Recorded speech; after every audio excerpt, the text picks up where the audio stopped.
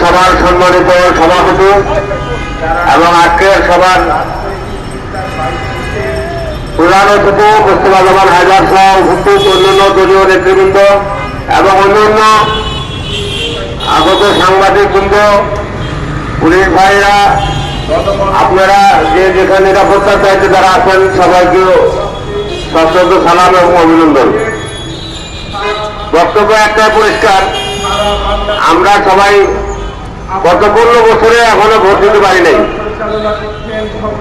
আপনারা সবাই অবগত আছেন যে ফ্যাসিস্ট হাসিনার সরকারের আমলে আমরা নির্বাচন থেকে বঞ্চিত হয়েছি, ভোট দেওয়া থেকে বঞ্চিত হয়েছি। ভোট দিতে গেলাম হচ্ছে ভোট দেওয়ার আপনারা ভোট হয়ে গেছেন, রাত্রে দিনের ভোট রাতে হয়ে গেছে।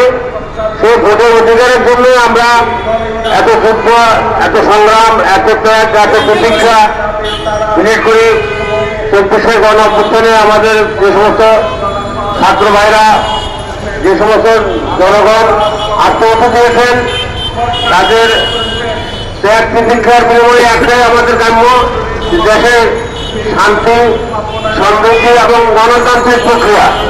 আমরা বারবার একই স্লোগান করছি যে আমরা গণতন্ত্রের জন্য লড়াই করছি, গণতন্ত্র প্রতিষ্ঠিত না হওয়া পর্যন্ত আমাদের সংগ্রাম অব্যাহত থাকবে। আমি বর্তমান সরকারকে অনুরোধ করব যে কাজ কেমন না করে অতি দ্রুত যত তাড়াতাড়ি সম্ভব আপনারা নির্বাচনের রোড ম্যাপ দেন।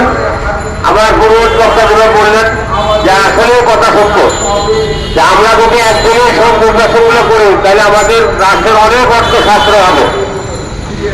আমরা প্রত্যেকে 10 মিনিট দেশের স্বার্থ, দেশের অর্থ সাশ্রয় কিভাবে হয় যে একটা ফর্মুলা আমার পূর্ব বক্তা দিয়ে গেলেন, এটা অত্যন্ত সকলের কাছে আমি আশা করি গ্রহণযোগ্য। আপনারা যে যেখানে থাকুন না, আমরা যেন কোন রকম প্রথমে শিকার না হই, আমরা যেন কোন রকম চক্রান্তে না করি, সেই ব্যাপারে আমাদেরকে সতর্ক থাকতে হবে।